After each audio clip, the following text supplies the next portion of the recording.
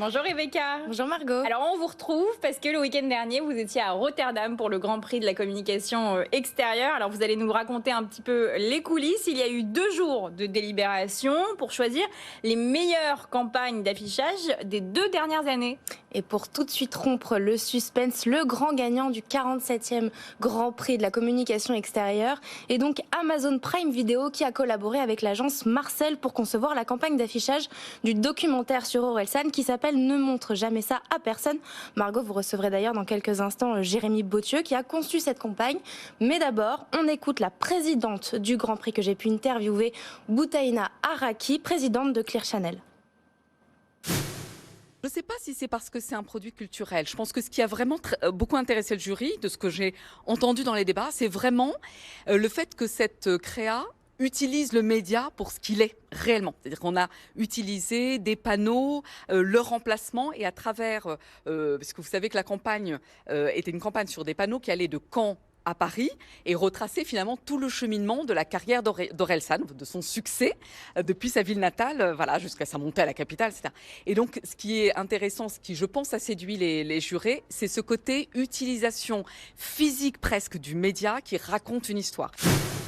Et Rebecca, je crois que c'était hyper serré. D'ailleurs, les délibérations ont duré des heures pour choisir entre cette campagne du documentaire d'Orelsan sur Amazon Prime et une autre campagne, celle de Camaïeu, c'est bien ça? Oui, grosse hésitation avec Camaïeu pour leur campagne à la ville qui pour le coup a tout de même gagné la mention engagement. Alors la mention engagement, c'est une nouvelle mention qui a été instaurée cette année. C'était important pour le jury de l'instaurer malgré les difficultés à vraiment la définir, mais en même temps c'est normal, c'est nouveau. Donc à ce sujet, j'ai aussi pu interviewer Mélanie Pennec de chez DDB Paris qui était la présidente du jury. On l'écoute.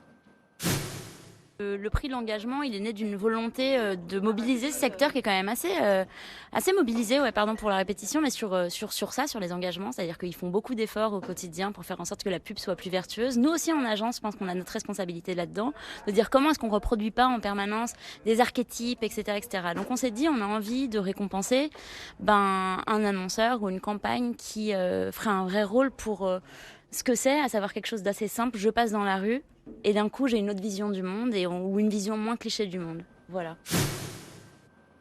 On l'aura compris, le but, c'est de récompenser les agences qui donnent du sens, qui donnent une raison d'être à la publicité, tout en faisant quand même attention au greenwashing, comme l'a aussi expliqué Boutaina Araki.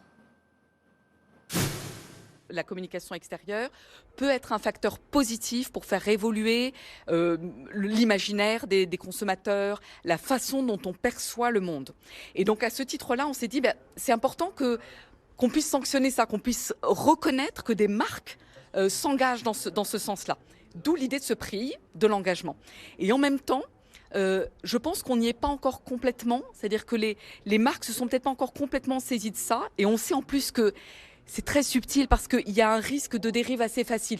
Le greenwashing, le LGBT washing ou je ne sais quoi. Une marque peut facilement emprunter des codes sans être vraiment sincère. Donc c'est pas simple de récompenser l'engagement, mais on voulait commencer là-dedans. Et Rebecca, sur un autre sujet, c'est TikTok qui devient partenaire officiel du Festival de Cannes 2022. Oui Margot, le temple de la vidéo ultra courte s'associe cette année au temple du long métrage, au temple international du long métrage. Objectif, offrir une large visibilité du Festival de Cannes auprès d'1 milliard d'utilisateurs dans le monde, sous un angle différent, montrer les coulisses et la montée des marches en quelques secondes. Et TikTok lance à cette occasion une compétition de vidéos courtes, donc de 30 secondes à 3 minutes. Ça s'appelle TikTok Short Films. Ça aura lieu au mois d'avril prochain. Il y aura 3 gagnants avec des prix à la clé qui seront remis au Festival de Cannes. Et d'ailleurs, juste une précision sur cette 75e édition du Festival de Cannes. Elle aura lieu du 17 au 28 mai. Et cette année, elle aura une nouvelle image parce que France Télévisions et Brut remplacent Canal+ comme média partenaire. Et Gucci fait fort et va sortir la semaine prochaine un univers virtuel avec des accessoires de mode et des personnages fictifs. Ce personnage fictif s'appelle Wagmi-san et en fait il a été imaginé par le directeur de création Alessandro Michel de Gucci. Et Wagmi-san est en fait un artisan propriétaire de sa boutique, une boutique qui s'appelle DKFT à New Tokyo. Donc tout ça c'est virtuel, c'est une boutique virtuelle, une ville virtuelle. Et dans cette boutique, Wagmi-san propose des accessoires numériques de mode, mais surtout des accessoires uniques parce qu'ils ont tous été créés qu'une seule fois. Ce nouveau NFT s'appelle Gucci Gras. Il sera dévoilé mercredi prochain sur la blockchain Ethereum. Donc pour se le procurer, c'est 1 Ethereum, ça équivaut à un peu plus de 2300 €, ou alors il faut faire partie des membres actifs de la communauté Gucci sur Discord. Et cette semaine, Rebecca, le baromètre unifié du marché publicitaire a été présenté par l'IREP, France Pub et Kantar sur le périmètre de 5 médias.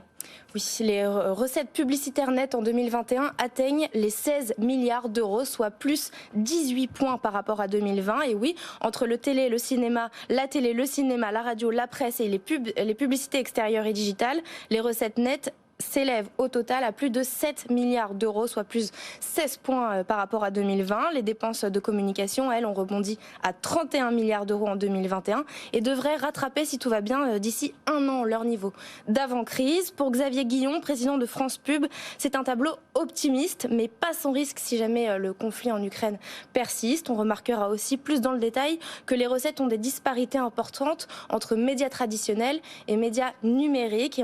Mais on aura l'occasion d'en parler un peu plus longtemps, si je ne me trompe pas, Margot, dans les semaines qui viennent. Oui, on recevra bientôt Florence Doré sur ce plateau, qui est la directrice marketing de la division Kantar Média, pour parler justement de ce baromètre unifié du marché pub 2021, Rebecca.